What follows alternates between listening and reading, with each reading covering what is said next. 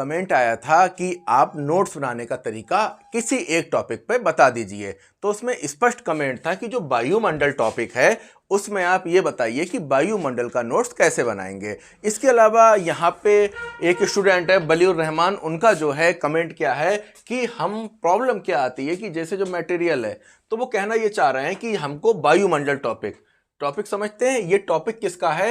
ये टॉपिक है आपका एसएसटी, अल्टीग्रेड एसएसटी, जिसमें ज्योग्राफी का एक महत्वपूर्ण टॉपिक है, वो क्या है? वायुमंडल। तो इनका क्वेश्चन ये था कि पहले हम मटेरियल पढ़ें और मटेरियल पढ़ने के बाद में नोट्स बनाएं। कुछ कंफ्यूजन है इनको नोट्स को लेके। तो आज की वीडियो बहुत इंपॉर्टेंट होने वाली है और इस वीडियो को देखने के बाद आपको समझ में आ जाएगा कि हम नोट्स कैसे बनाएं और वो एक कंप्लीट नोट्स बने। क्योंकि प्रॉब्लम क्या है, ऐसा नोट्स होना चाहिए जो अल्टीग्रेड प्री में भी काम आए, जो मेन में भी काम आए। और अब आपको विभिन्न यूट्यूब चैनल और विभिन्न सोशल मीडिया के माध्यम से पता लगी गया होगा कि जो EMRS है, आदर्श एकलव्य विद्यालय वाली वैकेंसी, वो उस पर मोहर लग गई है, वो आने ही वाली है।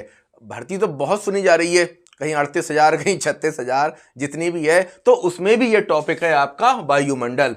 तो ये आपका कहाँ कहाँ अल्टीग्रेड में टॉपिक है, ये जो आपका अल्टीग्रेड का टॉपिक है वायुमंडल, एसएसटी का, एसएसटी टीजीटी का टॉपिक है और EMRS का टॉपिक है, एडिट जूनियर का टॉपिक है।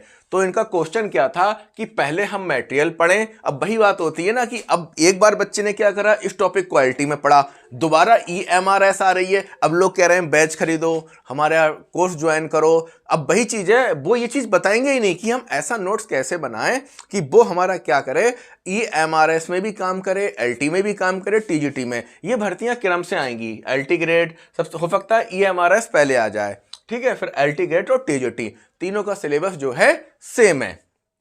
तो वो कहना ये चाह रहे हैं कि हम पहले मटेरियल पढ़ें बाद में नोट्स बनाएं, या साथ साथ में पढ़ते रहें या नोट्स बनाएं।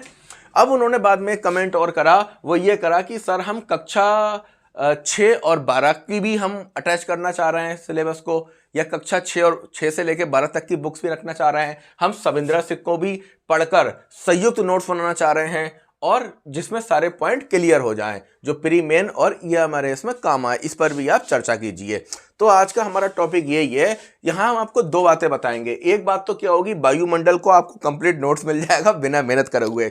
देखो भाई, आपका जो EMRS हो गया, टीजीटी, एसएसटी सोशल साइंस, या आपका अल्टीग्रेड सोशल साइंस हो गया, या आपका टीजीटी सोशल साइंस हो गया। इसमें 4 सब्जेक्ट होते हैं, इनमें से एक होता है ज्योग्राफी। तो ज्योग्राफी को जो है 4 हिस्सों में बांटा गया है। कितने हिस्सों में? 4 हिस्सों में। पहला होता है स्थल मंडल, दूसरा होता है जल मंडल, तीसरा होता है वायुमंडल और फिर होता है जैव मंडल। अगर आपने इस टॉपिक को समझ लिया, पूरा मटेरियल है, पूरी क्लास है, तो फिर क्या होने वाला है कि आपका मान के चलिए 25% ज्योग्राफी का कॉन्सेप्ट यही क्लियर हो जाएगा। तो हम बात करेंगे किस तरीके से नोट्स बनाएं। तो सबसे पहला काम क्या करना है, आपको मटेरियल ले लेना है। इन्होंने जो बलीउर रहमान है, इन्होंने पहले ही बता दिया था कि मेरे पास मटेरियल में सविंद्रा सिंह है और कक्षा 6 से 12 तक की बुक है और बुक है, ठीक है। तो इसमें एंथेटिक बुक हमने ऑलरेडी इसकी वीडियो बना रखी है कि किस सब्जेक्ट के लिए कौन सी बुक देखें, आप वहां जाके बुक देख सकते हैं। तो इसमें मटेरियल क्या होना चाहिए आपके पास इस टॉपिक को कंप्लीट करने के लिए, यहां सीख लीजिए इसको। अगर आप सीख लिए तो यकीन मानिए कि आप कोई भी टॉपिक है उसको बना लेंगे। तो बनना फिर वही होगा कि EMRS आएगी तो भैया EMRS का बैच ज्वाइन करोगे, फिर टीजीटी आएगी, फिर आप टीजीटी तक चले जाओगे। भाई सिलेबस तो आपका एक है, ऑल इंडिया टीजीटी भी होती हैं, तो उसका टॉपिक क्या है आपका वायुमंडल। तो इसके लिए आपको एक इंटर जो यूपी बोर्ड की बुक आती है बंसल पब्लिकेशन की, इंटरमीडिएट, अब तो इंटरमीडिएट में एनसीईआरटी चल रही है, लेकिन आपको एक ओल्ड वाली बुक मिल जाएगी जो बंसल पब्लिकेशन की है। कक्षा 11 और 12 दोनों की बुक चाहिए तो ये बंसल पब्लिकेशन की आपको लेना है। और सविंद्रा सिंह की बुक आपकी मेज पर रखी है, अलका की रखी है, और बौद्धिक पब्लिकेशन में SK ओझा की, और यूनिक पब्लिकेशन इलाहाबाद। 1 2 3 4 5 बुकें आपने ले ली। पहला काम ये करा। और लेने के बाद आपको क्या करना है, A4 के पेपर ले लेना है और इसके बाद बंसल पब्लिकेशन में जो पूरा वायुमंडल टॉपिक है, बड़ा टॉपिक है, 25% ज्योग्राफी का कवर करता है, इसके मोटे मोटे हेडिंग क्या करने हैं जी, एक A4 के पेज पर नोट कर लेने हैं, ठीक है। ऐसे करके आपने मोटे मोटे हेडिंग नोट कर लिए, जैसे जे मैंने करे हैं हेडिंग नोट, ये देख रहे हैं आपको, ये हेडिंग ये नोट कर लिए। और सविंद्र सिंह की बुक है, उसके भी मोटे छोटे सभी हेडिंग एक पेज पे कर लिए। अंदर का मटेरियल नहीं लिखना है, केवल क्या करना है, हेडिंग हेडिंग लिखना है। अलका के भी क्या करे, हेडिंग हेडिंग लिख लिए, ठीक है। इसके बाद बौद्धिक पब्लिकेशन का भी क्या करा आपने, हेडिंग लिख लिए।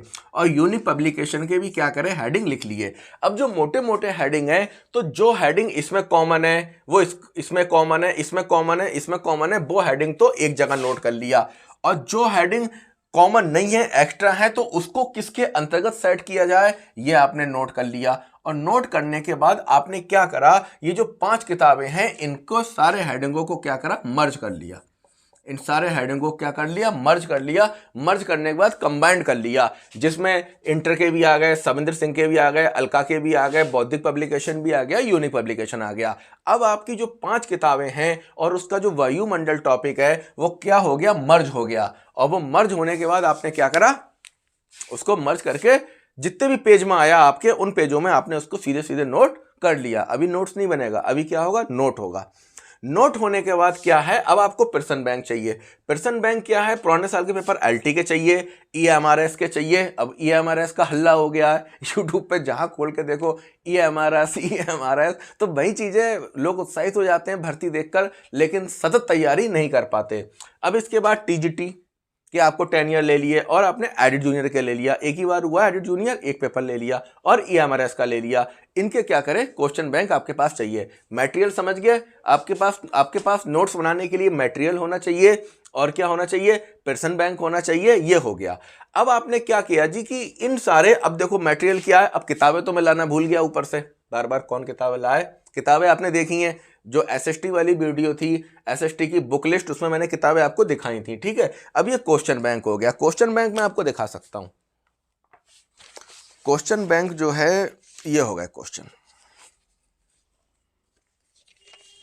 ये क्वेश्चन हो गए, ये हो गए एलटी के हो गए, ठीक है, टीजीटी के हो गए। इसमें सारे क्या है, वायुमंडल के ही क्वेश्चन है, ठीक है। ये इस तरीके से ये क्वेश्चन वायुमंडल के हैं। और बाकी मैंने आपको एक बुक बताई थी, आप ले लेना, जीएस के लिए भी अच्छी काम करती है ये बुक, दिख रही है आपको। इसके अंदर भी क्या होते हैं, आपके क्वेश्चन होते हैं, सारे के सारे क्वेश्चन जो हैं वो इसमें आपको देखने को मिलेंगे। अब क्या है, और एक बुक और है क्वेश्चन की, ये वाला, ये भी देखो क्वेश्चन बैंक है, इसमें ये सारे क्या हैं, क्वेश्चन ही क्वेश्चन है। अब हमको देखना है वायुमंडल,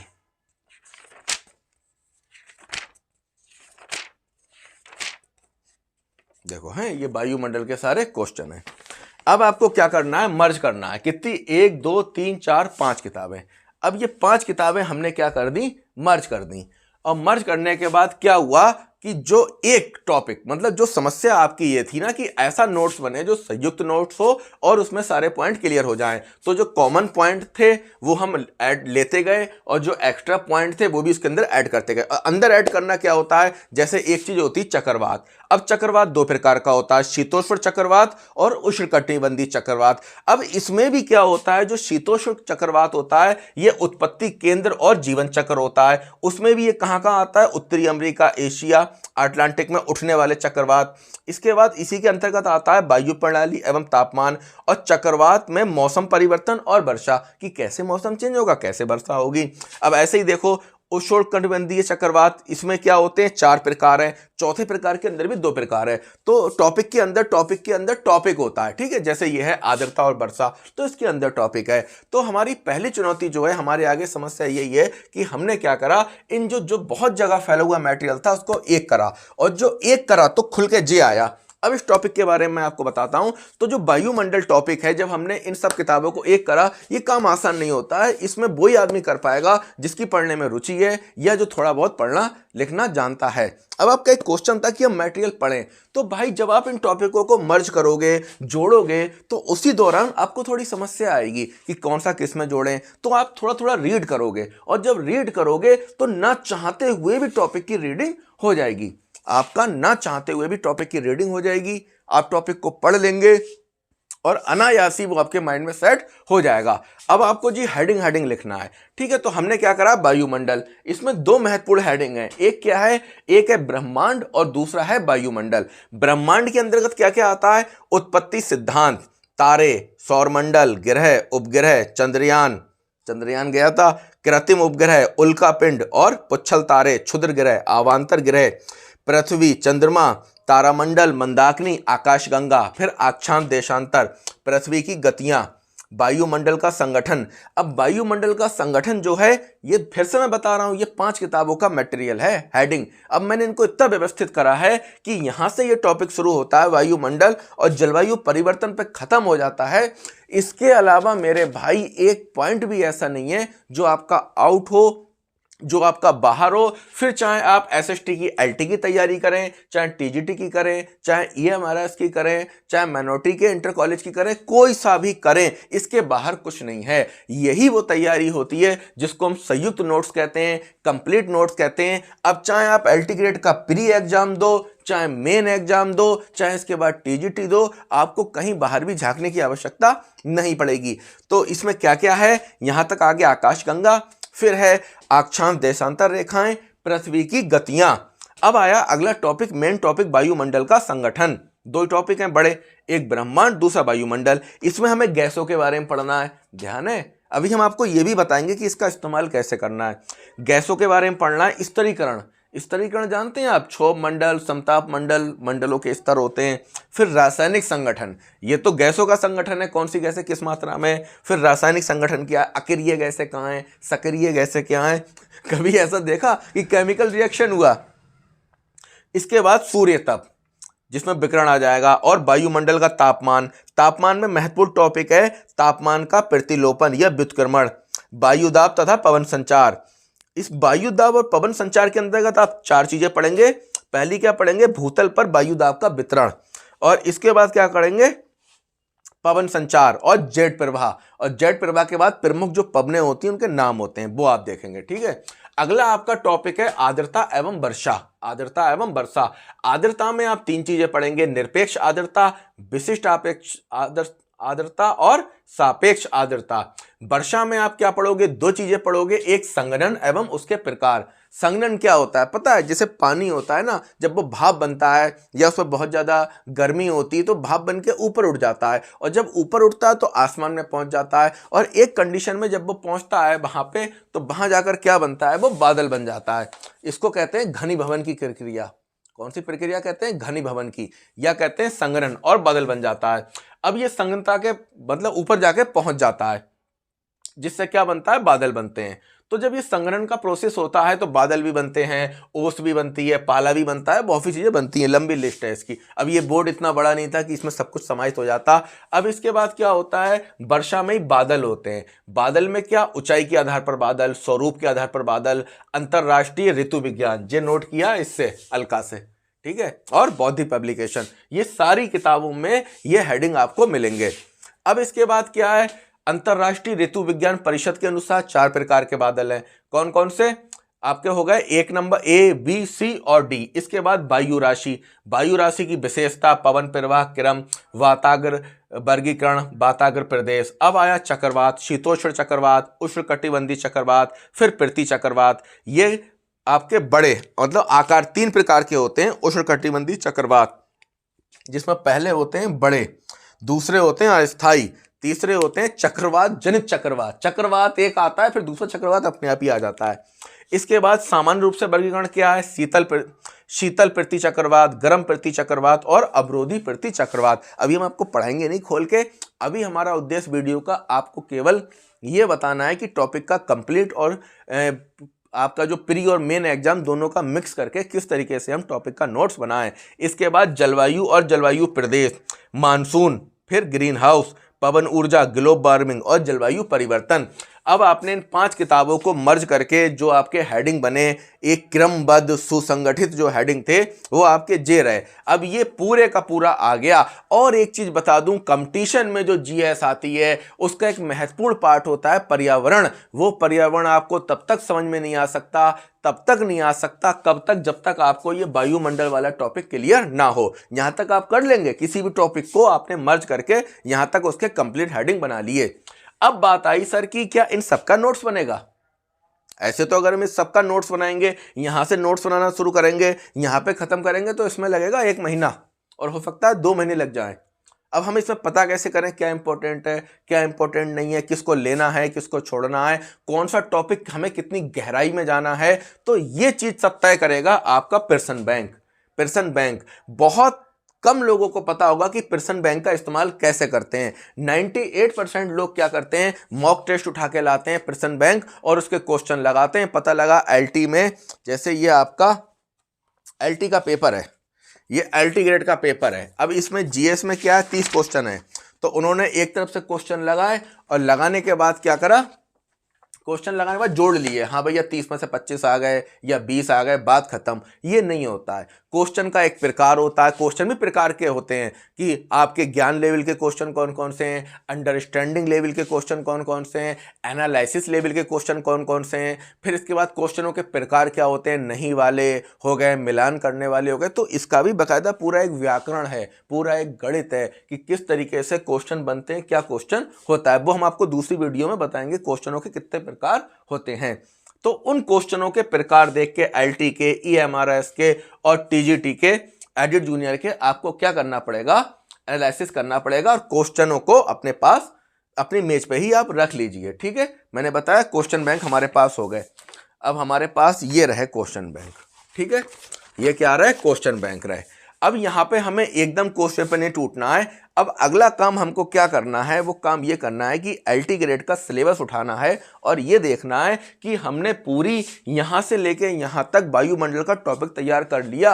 अब हमको एलटी ग्रेड ने सजेस्ट क्या किया है वायुमंडल में, हमको एलटी ग्रेड ने क्या बोला है कि हमें वायुमंडल में क्या पढ़ना है। अब ये मेरे पास सिलेबस है जिसमें वायुमंडल जो टॉपिक है और एलटी ग्रेड और टीजीटी दोनों को मर्ज किया हुआ है, यानी एलटी ग्रेड और टीजीटी दोनों टॉपिक क्या करे हुए हैं, मर्ज करे हुए टॉपिक हैं। अब हम इसमें देखेंगे कि हमको वायुमंडल में क्या क्या पढ़ना है या हमको एग्जामिनर ने क्या बोला है पढ़ने के लिए। ये हमको कहाँ से पता लगेगा, सिलेबस से। तो ये मेरा सिलेबस हैंडमेड है और बाकी आप इससे भी देख सकते हैं, जो एंथेटिक सिलेबस होता है, ये है एंथेटिक सिलेबस। ठीक है, जो एलटी ग्रेड का है, इस सिलेबस को ही हमने यहाँ नोट कर रखा है। ठीक है, चलो हम इसमें देखते हैं। हम किस में देखते हैं, हम देखते हैं आपके एलटी ग्रेड के सिलेबस में कि वायुमंडल में कौन कौन से टॉपिक हैं। तो एलटी ग्रेड के सिलेबस में मैंने बताया था मार्कर का इस्तेमाल करिए, तो मार्कर से ग्रीन कलर का मार्कर, पिंक कलर का मार्कर लेके आप क्या करिए, उसको एक तरीके से हाईलाइट कर दीजिए ताकि जो सिलेबस है हम देखते हैं क्या क्या है। तो हमारा वायुमंडल में है वायुमंडल का संगठन एवं संरचना। ढूंढो भाई, वायुमंडल का संगठन एवं संरचना। जे आ गया, आ गया ये आपका एलटी में। ठीक है, ऐसे करके आपको अपने उन टॉपिकों पे क्या करना, निशान लगाना है। अगला आपका टॉपिक है एलटी ग्रेड का, वो है सूर्यताप और वितरण। तो ये आ गया आपका सूर्यताप, ये आपने ऐसे करा और यहाँ पे एलटी। अब इसके अलावा नेक्स्ट टॉपिक आपका क्या है, नेक्स्ट टॉपिक है वायुदाब। वायुदाब किधर है, जे रहा जी, वायुदाब। ठीक है, एलटी लिख दिया। नेक्स्ट क्या है, एक बात बता दूं, भ्रम में मत रहना, कहीं ऐसा मानो कि एग्जामिनर ने जो सिलेबस दिया है क्वेश्चन वहीं से देगा। भाई गारंटी नहीं है, वो आउट ऑफ सिलेबस भी दे सकता है टॉपिक में। अब भले ही उसने इसको टॉपिक में नहीं रखा है, लेकिन क्वेश्चन विशिष्ट डालेगा तो यहाँ पे लगा देगा क्वेश्चन सीधे। अगला टॉपिक इसने क्या बताया है एलटी ग्रेड में, ये बताया है वायुदाब, वायुपेटी और मानसून। वायुदाब, वायुपेटी, यही हो गया वायु संचार, ये आ गया आपका वायु संचार। नेक्स्ट टॉपिक क्या है, नेक्स्ट टॉपिक है आपका मानसून। मानसून ढूंढो भाई, मानसून कहाँ है, मानसून, ये रहा जी मानसून, आ गया मानसून एलटी। बात समझ रहे हैं, कितना काम आसान होने वाला है। पर वही चीजें आपको सिरा पैर पता होना चाहिए, पूरा है तो है क्या।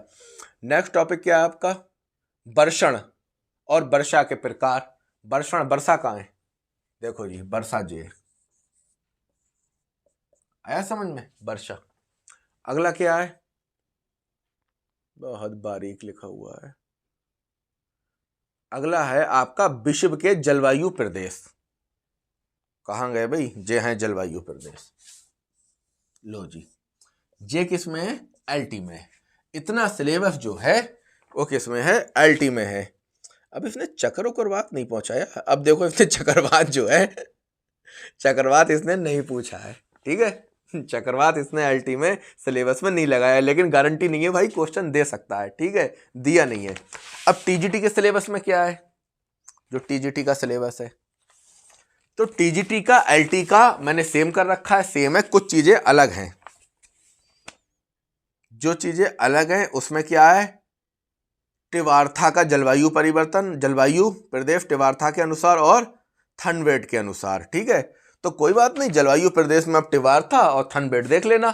तो इस सिलेबस में आपका एलटी ग्रेड का और किसका आ गया, उसका आ गया टीजीटी का। अब भर्ती आने वाली है ईएमआरएस, तो मेरे पास पीडीएफ में है ईएमआरएस का सिलेबस। उस सिलेबस में हम देखते हैं कि आखिरकार जो ईएमआरएस का सिलेबस है उसमें देखें टीजीटी एसएसटी में कौन कौन से टॉपिक हैं। ये रहा। अब इसके लिए हम अपना हाइलाइटर चेंज कर लेंगे ताकि हमें पता लगे कि ईएमआरएस में कौन कौन से सिलेबस है, सिलेबस में कौन कौन से टॉपिक है। पहला टॉपिक है वायुमंडल की संरचना और जलवायु। हाँ जी, वायुमंडल की संरचना, तो जे संरचना संगठन इसी में आएगा। तो जे हो गया आपका ईएमआरएस, संगठन संरचना एक ही चीज है, ठीक है। ये आ गया वायुमंडल की संरचना। और इसमें नेक्स्ट टॉपिक है वो आपका है जलवायु। कहाँ है जलवायु, जे है जलवायु, ईएमआरएस, ये जलवायु का टॉपिक है। अगला आपका क्या है, अगला है सौर विकिरण। सौर विकिरण आता है इसके अंतर्गत सूर्य तप, ईएमआरएस, ये आ गया सौर विकिरण। सौर विकिरण के बाद आ गया तापमान। ढूंढो भाई तापमान कहां पर है, तापमान जे रहा, तापमान, तापमान रहा, ईएमआरएस, तापमान हो गया। तापमान के बाद आ गया आपको दबाव यानी वायुदाब। वायुदाब कहां है, जे है देखो वायुदाब, ईएमआरएस। अब देखो इसने स्पष्ट लिख दिया सिलेबस में चक्रवात और पृथ्वी चक्रवात। अब इसने एलटी में तो सिलेबस में नहीं रखा चक्रवात पृथ्वी चक्रवात। लो जी, अब ये पूरा टॉपिक जो है ये कर दिया इसने ईएमआरएस। ईएमआरएस के सिलेबस में क्या है, चक्रवात है और पृथ्वी चक्रवात है। आ रही बात समझ में, टॉपिक कैसे करके सिलेक्ट करते हैं। असल में कोई टीचर ये चीज नहीं बताते, अगर बताएंगे तो फिर बात ही खत्म हो गई। फिर तो भाई एक तैयारी नहीं हो पाएगी, बच्चों को अलग अलग करना पड़ेगी, उनके लिए फायदेमंद है। अब अगर एक ही तैयारी कर ले तो समस्या का समाधान हो जाता है। अब आ जाओ नेक्स्ट में। नेक्स्ट टॉपिक क्या है हमारा, नेक्स्ट टॉपिक है बाष्पीकरण, वर्षण और वर्षा के प्रकार। तो बाष्पीकरण और वर्षा, तो ये आ गया वर्षा, ईएमआरएस। आर्द्रता और वर्षा में ही बाष्पीकरण आ जाता है, क्योंकि जब बाष्पीकरण होता है तभी जाके क्या होता है, संघनन की प्रक्रिया चलती है और बादल बनते हैं। ये टॉपिक इसी में ही है। इसके बाद अगला टॉपिक है ईएमआरएस। ईएमआरएस जानते हैं, आदर्श एकलव्य विद्यालय जो होते हैं, वैकेंसीज की आने वाली है, अभी आप यूट्यूब पे देख रहे होंगे। तो अगला हमारा टॉपिक है वो है विश्व के जलवायु प्रदेश। कहाँ है जी, विश्व के जलवायु प्रदेश, जे रहा जलवायु प्रदेश। ये तो है ही ईएमआरएस में है जलवायु प्रदेश। अच्छा, ईएमआरएस में पहला टॉपिक ये था जलवायु, और अब टॉपिक है आपका जलवायु प्रदेश। इसके बाद है ग्रीन हाउस प्रभाव। कहाँ है भाई ग्रीन हाउस, जे रहा ग्रीन हाउस, जे भी कहाँ है, ईएमआरएस में। अगला क्या है,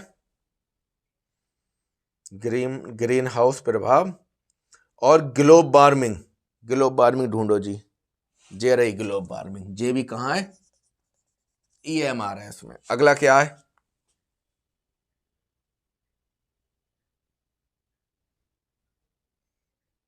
वैश्विक जलवायु, विश्व की जलवायु। तो ये इसमें जलवायु प्रदेश में आ जाएगा, विश्व की जलवायु। अब आपको क्या समझ में आया, यहां पे मैंने 3 सिलेबस आपके सामने रखे। एक सिलेबस जो रखा वो एलटी का रखा, एक टीजीटी का रखा और एक ईएमआरएस का रखा। तो अब यहाँ पे जो सबसे होश उड़ाने वाली बात है वो क्या आई है कि भैया एग्जाम में ब्रह्मांड से क्वेश्चन ही नहीं पूछ रहा। आपकी यही तो समस्या थी, हम किसका नोट्स डीप बनाएं, किसका बनाएं, किसका नहीं बनाएं। तो आपको पता लग गया कि भैया ब्रह्मांड जो है वो ब्रह्मांड में क्या है, एग्जामिनर क्वेश्चन नहीं पूछ रहा। किस में नहीं पूछा उसने, एलटी में नहीं पूछा, टीजीटी में नहीं पूछा, ये हमारा इसमें। अब ये कैसे तय होगा, पूछा नहीं पूछा, ये कैसे तय होगा? अब हमको क्या करना है, अभी हमने ये पता लगाना है कि कौन से टॉपिक सिलेबस में है। तो पता लगा जी सिलेबस में ब्रह्मांड नहीं है, सिलेबस में ब्रह्मांड नहीं है, इसको क्या रखो, बेटिंग में रखो ब्रह्मांड को। तो सिलेबस में पूछ क्या क्या रहा है, वायुमंडल पूछ रहा है, और इसके अलावा वायुमंडल पूछ रहा है, सूर्य तप पूछ रहा है, तापमान पूछ रहा है, वायुदाब पूछ रहा है, वर्षा पूछ रहा है, चक्रवात पूछ रहा है, पृथ्वी चक्रवात पूछ रहा है, जलवायु प्रदेश पूछ रहा है, मानसून जलवायु पूछ रहा है, ग्रीन हाउस ग्लोब वार्मिंग पूछ रहा है, जलवायु परिवर्तन। अब एग्जामिनर तुमको बेवकूफ कैसे बनाता है, तुम लोग कैसे मारे जाते हो, ये मैं आपको लाइव दिखाने वाला हूं, ठीक है। अब होता क्या है कि जो एग्जामिनर है वो ये करता है, वो अपना सिलेबस जारी करता है और बच्चा भ्रम में रहता है कि सिलेबस सही आएगा, सिलेबस के बाहर से नहीं आएगा। अब हम क्वेश्चन देखते हैं, क्वेश्चन कहां से आए हैं। अब मैंने आपको बताया था कि जो क्वेश्चन है उन क्वेश्चनों को हम क्या करते हैं, निकाल लेते हैं, किसके, एलटी के, टीजीटी के और ईएमआरएस के। तो अब हम देखते हैं क्वेश्चन, जो हमारे पास क्वेश्चन बैंक है, तो उस क्वेश्चन बैंक में उसने कहां से क्वेश्चन दिए हैं, ठीक है। अब हमने ये तो पता लगा लिया सिलेबस में क्या है, अभी ये पूर्ण सफलता नहीं है, अभी हमारा काम कंप्लीट तब होगा जब हम ये पता लगा सकें कि आखिरकार एग्जामिनर ने क्वेश्चन क्या पूछे हैं, कहां से पूछे हैं, ठीक है। अब हम बात करते हैं एलटी की, ढूंढते हैं क्वेश्चन क्या है, ठीक है। क्वेश्चन कह रहा है निम्नलिखित में से किस देश से होकर भूमध्य रेखा नहीं गुजरती।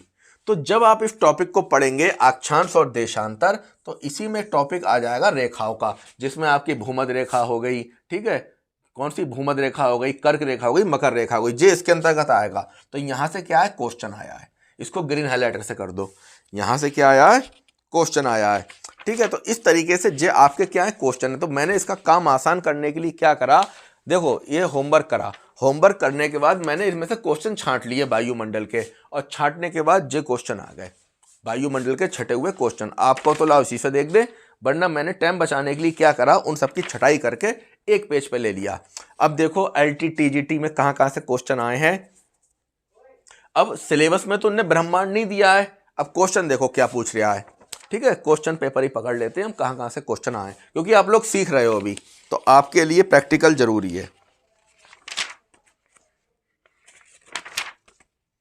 अगला क्वेश्चन फिर आ गया विषुवत रेखा, ये कह रहा है कि भूमध्य रेखा और ग्रीनविच यमोत्तर एक दूसरे को काटते हैं, जो क्वेश्चन भी यहीं से है।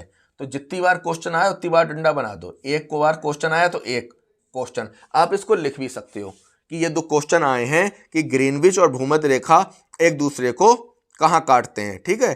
कीनिया में, चिली में, प्रशांत महासागर में, अटलांटिक महासागर में काटते हैं। तो ऐसी स्थिति में आपने दो बार कर दिया ना, यहाँ से क्वेश्चन आया है। अगला क्वेश्चन देखते हैं, जलवायु से कहां से आया है।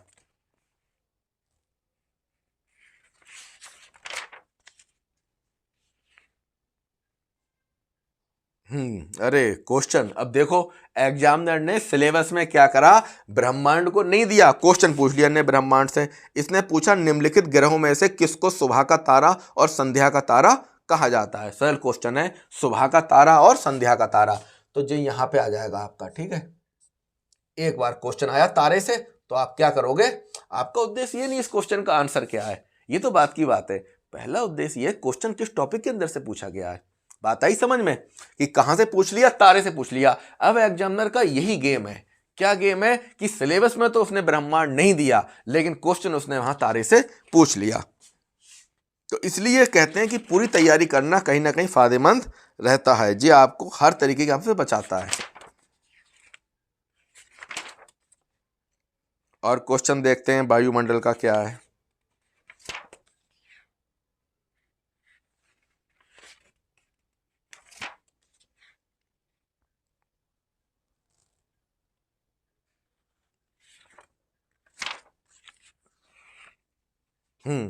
आ गया, एक बहुत कठिन क्वेश्चन दिया है भाई एलटी में। इन्होंने कहा है कि ऋतु में मिलान करो, शीत आर्द्र ऋतु, शुष्क ऋतु इटली में है, वर्ष भर आर्द्रता कहाँ होती है, सूडान में है, वर्ष भर शुष्क का रहता है, चिली में है।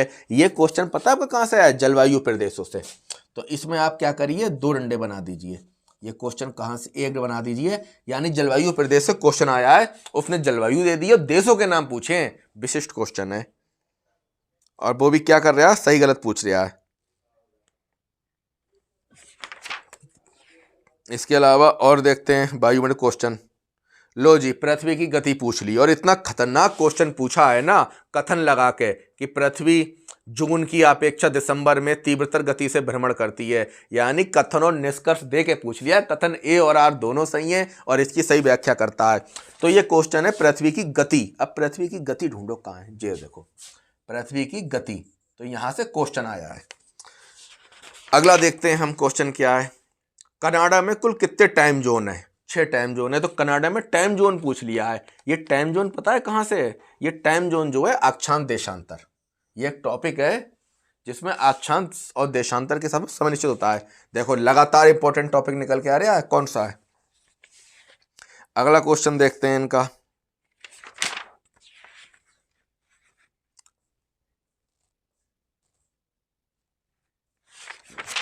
क्वेश्चन ढूंढने में ही सब खेल है कि कौन सा क्वेश्चन कहाँ है, क्या है। अरे वाह, कितना बढ़िया क्वेश्चन पूछा है। पृथ्वी के वायुमंडल में 2 सबसे प्रचुर मात्रा में पाई जाने वाली गैसें कौन सी हैं? तो इसने nitrogen, oxygen, oxygen carbon monoxide, methane, oxygen भाप, आर्गन। तो नाइट्रोजन ऑक्सीजन पाई जाती है। तो ये क्वेश्चन कहाँ से आया? गैसों से। इसलिए कहते हैं कि आपके पास अधिकतर मॉक टेस्ट होने चाहिए आयोग के। तो क्वेश्चन गैस से आया है। अगला भाई क्वेश्चन फिर टफ पूछा है। इसने पूछा है ग्रहों के नाम दे दिए हैं और उनकी सूर्य से दूरी। दिख रहा है आपको ग्रहों के नाम? बुध, शुक्र, पृथ्वी, मंगल और सूर्य से दूरी। तो जे आपका पूछा है इसने ग्रह, ग्रह से भी है और जो सूर्य से भी है। सूर्य कहाँ है? चंद्रमा, पृथ्वी, चंद्रमा। ग्रह में आप लगा दें, सूरज आ जाएगा तारे में, ठीक है। तो आपने इसको ग्रह में ऐड कर दिया। यह क्वेश्चन ने ग्रह से पूछा है। भारत के किस राज्य में मानसून सबसे पहले पहुंचता है? मानसून सबसे पहले कहां पहुंचता है? केरल में। पता ही होगा आपको, ये केरल में पहले आता है और लौटता हुआ मानसून तमिलनाडु में वर्षा करता है। तो ये क्वेश्चन मानसून से है। तो आपने मानसून के आगे एक ये पता लगा लिया। अगला क्वेश्चन क्या है? कर्क रेखा के समीप। तो ये कर्क रेखा वाला क्वेश्चन भी यहीं से है, अक्षांश और देशांतर से। इसी में आप पढ़ेंगे। आ गया जलवायु कोपेन के वर्गीकरण के अनुसार। आ गया जलवायु प्रदेश। कोपेन के वर्गीकरण के अनुसार किस जिले में CWG प्रकार की जलवायु पाई जाती है?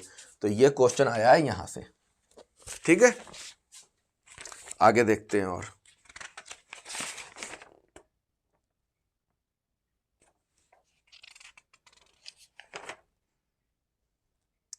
निम्नलिखित में से किस समूह की खगोलीय वेधशालाओं का निर्माण महाराजा जयसिंह जी द्वारा कराया गया? इसमें चारों ऑप्शन में क्या दी गई हैं? खगोलशालाएं दी गई हैं, जहां पे खगोल जो होते हैं आकाश पर, उनको देखने के लिए दूरबीन लगाई जाती हैं या एक तरीके से लैब होती है। तो ये दिल्ली, जयपुर, उज्जैन, मथुरा और बनारस। ये क्वेश्चन बताओ कहाँ लगाओगे? ये क्वेश्चन आप लगाएंगे इसमें। ये क्वेश्चन आएगा आपका, ये ग्रह और उपग्रह को देखने के लिए जो है खगोलशालाएं बनाई जाती हैं। तो आप इसको यहाँ पे भी आप इसको एक्स्ट्रा में लगा सकते हैं, ठीक है, क्योंकि इसमें करेगा नहीं। तो इसमें इस तरीके से कर लीजिए, एक कृत्रिम उपग्रह, या आप कृत्रिम उपग्रह नहीं, एक ऐड कर लीजिए खगोलशालाएं। आप क्या कर सकते हैं, अलग से इसका नोट्स बना सकते हैं। खगोलशालाएं, ठीक है। एक चीज एक्स्ट्रा आई जो ना किसी टॉपिक में है ना सिलेबस में है, पर एग्जामिनर के माइंड में है, उसने क्वेश्चन पूछ लिया। अब आपको पूरे भारत की खगोलशालाएं पता होना चाहिए कहां कहां पर हैं और कहां कहां उनका निर्माण हुआ है।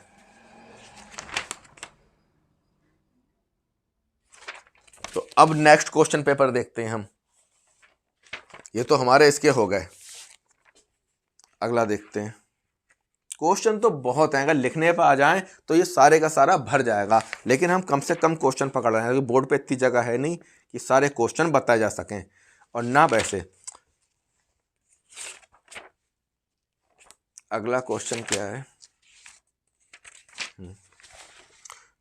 अगला क्वेश्चन ये, निम्नलिखित में से कौन सी गैस प्राचीन यानी आदिम समय से पृथ्वी के वायुमंडल में उपस्थित थी? ऐसी कौन सी गैस थी जो बहुत ही प्राचीन काल से पृथ्वी के वायुमंडल में थी? Methane, oxygen, ammonia, carbon dioxide. Oxygen थी। कौन सी थी? ऑक्सीजन। तो अब गैसों के अंदर आप बहुत सी गैसें पढ़ेंगे, नाइट्रोजन, ऑक्सीजन, ये सब। तो यहाँ क्वेश्चन किससे है? आपका गैसों से है। वायुमंडल की लंबवत संरचना में सबसे नीची सतह कौन सी होती है? तो ट्रोपोस्फीयर होती है। तो जे आएगा स्तरीकरण से। देखो है, एग्जामिनर धोखा दे रहा है, सिलेबस में कुछ कह रहा है, इसके अलावा क्वेश्चन जो है कहीं और से लाकर दे रहा है। अब हालांकि उसका पूरा संगठन है, लेकिन वो स्पष्ट नहीं बोल रहा है, तब भी बंद सिलेबस है। अब आपने क्वेश्चन देखा तो आपको पता लग गया ये क्वेश्चन स्तरीकरण से आया है। अगला हम देखते हैं, समताप मंडल में परावैंगनी किरणें कार्बन डाइऑक्साइड क्रिया करती हैं। ये क्वेश्चन भी किससे है? स्तरीकरण से। क्षोभ मंडल, समताप मंडल। अगला क्वेश्चन है, वायुमंडल में कौन सी स्थायी गैस है? ये क्वेश्चन कहां से? गैस से क्वेश्चन आया है। अगला क्वेश्चन है, पृथ्वी के वायुमंडल में कार्बन डाइऑक्साइड की उपयुक्त सांद्रता। अब इसमें मात्रा पूछ ली है कि ये कार्बन डाइऑक्साइड कितनी है, तो गैस के आगे आ गया। अब आप समझ रहे हो क्वेश्चन कैसे पकड़ रहे हैं एग्जामिनर। अगला जो कह रहा है, वायुमंडल की 4 परतें कौन कौन सी हैं? स्तरीकरण से आ गया। इसके बाद वायुदाब सबसे कम होता है ग्रीष्म ऋतु में। तो वायुदाब से क्वेश्चन यहां से आया है। वायुदाब कहां होता है? ग्रीष्म ऋतु में होता है। सर्वाधिक ऊंचाई पे कौन से बादल होते हैं? आ गया। सबसे ज्यादा ऊंचाई पे जो है पछाब स्तरी बादल होते हैं। तो बादल कहां है भाई? जे है। देखो आ गया ऊंचाई के आधार पर। तो इसके आगे आप क्या करोगे? ये लिख लोगे, यानी यहां से क्वेश्चन पूछा है। बात समझ में आई कि सारी टॉपिकों को एक किया, कंप्लीट बनाया, अब लेके बैठो। तुम लोग कहते हो ना बार बार इतनी किताबें उतनी किताबें, तो बिना किताबों के कहां से खींच के लाओगे ये सब? जब बुक होंगी तभी तो पकड़ पाओगे क्या है क्या नहीं है। तो ये क्वेश्चन यहां से आया। नेक्स्ट क्वेश्चन क्या है? बहुत क्वेश्चन है भाई, पूरा भरा है। अब ये कह रहे हैं कि उच्च वायुदाब क्षेत्र से भूमध्य सागर की ओर चलने वाली पवनें कौन सी होती हैं? व्यापारिक पवनें। तो ये वायुदाब है। ये क्या है? वायुदाब। ये क्वेश्चन वायुदाब से। अगला क्या है? संसार का सबसे आर्द्रतम स्थान कौन सा है? तो आर्द्रतम जहां वर्षा ज्यादा होती है, गील मतलब बहुत ज्यादा जो है दलदल टाइप का रहता है, मासिन राम। तो ये आएगा आपका आर्द्रता से क्वेश्चन। ठीक है। अगला क्वेश्चन इसने पूछा है, स्थानीय पवनें और उनका प्रवाह क्षेत्र। जैसे सांता अना है, जोंडा है, ट्रोमोनटेन है, लेविंटर है। तो ये स्थानीय पवनें हैं और ये कहाँ कहाँ बहती हैं? अमेरिका, दक्षिणी स्पेन। मिलान कराया है इसने स्थानीय पवनें। अब पवनें बता दो जी कहाँ है? ये देखो पवन संचार, ये इस टॉपिक में आ जाएगा। कहाँ कहाँ पवनें हैं? बात आ रही समझ में? क्या है क्या नहीं है। अगला क्वेश्चन पूछ रहा है कि यूरोप के आल्प्स क्षेत्र में प्रवाहित होने वाली गर्म हवा। बहुत डीप पूछा है। अब वो पूछ रहा है जी हवा तो चल रही है पवन संचार, पर हमको ये बता दो कि यूरोप के आल्प्स क्षेत्र में कौन सी चल रही है? ठीक है, फोन चलती है। तो इस तरीके से ये क्वेश्चन कहां से? यहां से। ये अभी नोट्स नहीं बना है, ये प्री होमवर्क चल रहा है। अगला क्वेश्चन है, वो ये कह रहा है कि पवन है और देश है। फिर ये क्वेश्चन यहीं से आ गया, पवन और देश। कौन सी पवन किस देश में चलती है? जैसे भारत में क्या चलता है? लू। भारत में कौन सी पवन चलती है? लू। ऐसे ही अलग अलग पवनें होती हैं। अगला क्वेश्चन है इनका, निम्नलिखित में से दैनिक पवन तंत्र है स्थल और सगीर। अब ये पवन तंत्र पूछा है तो ये भी आ जाएगा आपका वायुदाब में। कहाँ आ गया? वायुदाब में आ गया।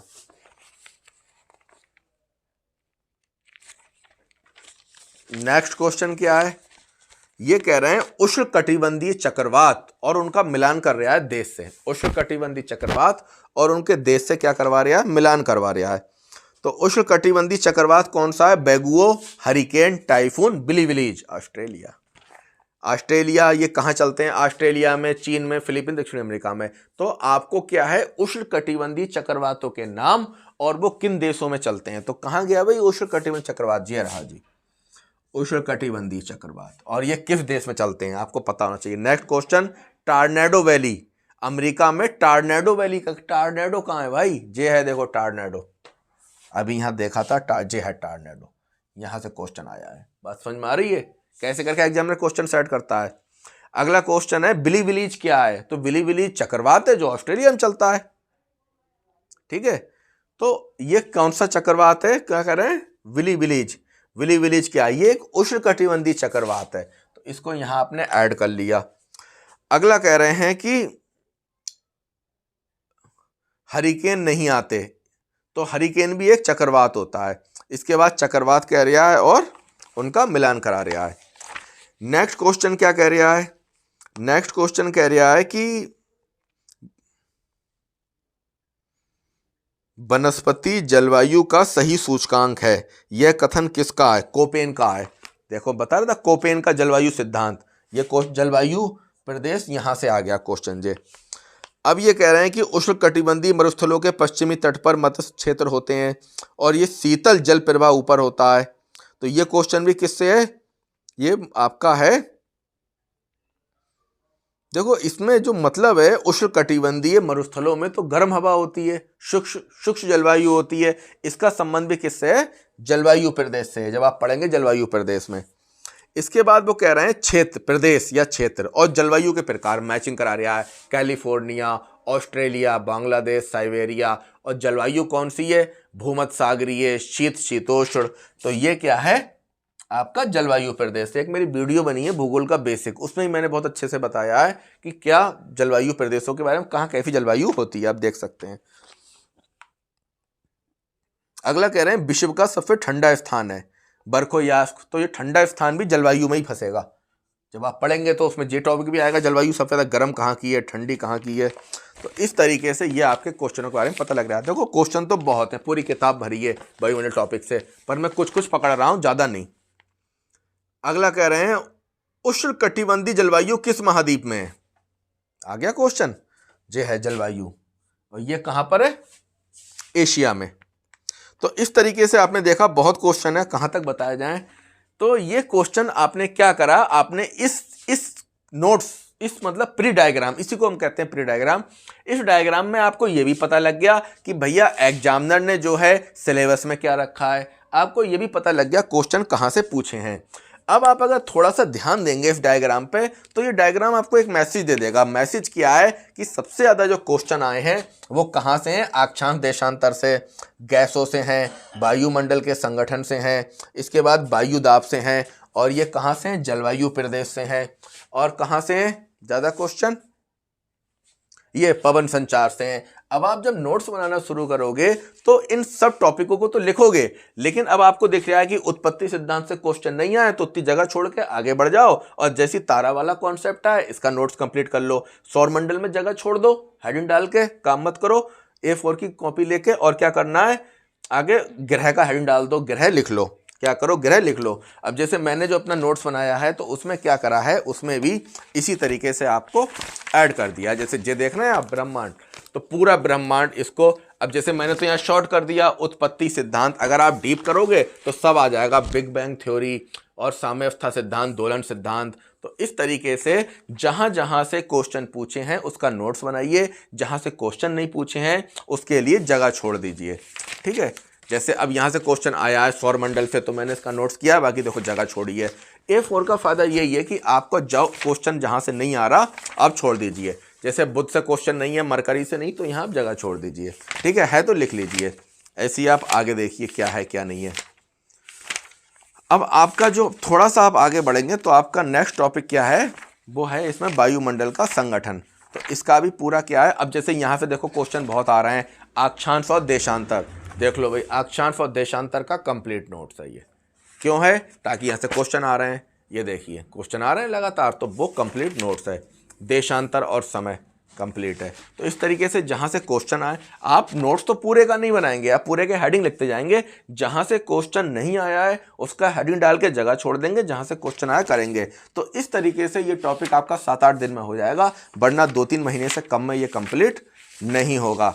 अब देखिए ये है वायुमंडल, तो इसका मैं सब nitrogen, oxygen, argon, carbon dioxide, ozone, जलवाष्प, ये सब पृथ्वी का ऊष्मा बजट, देख रहे हैं। इस तरीके से आपको क्या करना है। तो जो इम्पोर्टेंट, अब आपको पता लग गया इसमें से कौन सा टॉपिक इम्पोर्टेंट है, क्या क्या पता लगा इसमें। पहली चीज तो ये पता लगी, ये अपने आप में कंप्लीट हेडिंग है। इसके बाद क्या पता लगा, एलटी का सिलेबस क्या है, टीजीटी का क्या है, ईएमआरएस का क्या है, ये पता लगा। फिर आपको ये पता लगा कि इसमें कहाँ कहाँ से अधिक क्वेश्चन आए, कहाँ से कम आए। तो जहाँ से क्वेश्चन आए उसका आप नोट्स बना लीजिए डीप तरीके से, और जहाँ से क्वेश्चन नहीं है उसके लिए जगह छोड़ दीजिए। और इस तरीके से आपका अच्छे से करेंगे तो 5-6 दिन में भी आपका नोट्स बन जाएगा। और ज़्यादा आप समय देंगे तो आपका थोड़ा जल्दी भी काम हो जाएगा। लेकिन फिर होगा ये कि आप चाहे एलटी का एग्जाम दें, टीजीटी का दें, ईएमआरएस का दें, आपको कहीं भी कोई समस्या नहीं आएगी, एक नोट से ही आपका काम चल जाएगा। अब आप पता लगा दिल्ली में डीएसएसबी टीजीटी का एग्जाम देना चाहते हैं, अब आपको इसके लिए इलेक्शन नोट्स नहीं बनाना है, आप डीएसएसबी का सिलेबस देखेंगे जो दिल्ली में टीजीटी होती है, एसएसटी का, उसमें देखेंगे कौन कौन से टॉपिक हैं, उन टॉपिकों को हाईलाइट करेंगे और वो आपका नोट्स बना हुआ होगा, उसको उठा के आप पढ़ लेंगे। तो ये चीज़ अगर आपको याद हो गई, आपकी उंगलियों पे आ गई, तो बहुत आसानी से एग्जामिनर आपको बेवकूफ़ नहीं बना पाएगा और बहुत आसानी से आप टॉपिक को क्वेश्चन भी पकड़ लेंगे। अब यहाँ पे इस पूरी वीडियो में एक बात ये छूट गई कि भाई प्रश्न बैंक को कैसे एनालिसिस करें, ये हम आपको अगली वीडियो में बताएंगे। आज के लिए इतना ही, और अगर इसमें कोई समस्या है तो आप कमेंट करके पूछ सकते हैं।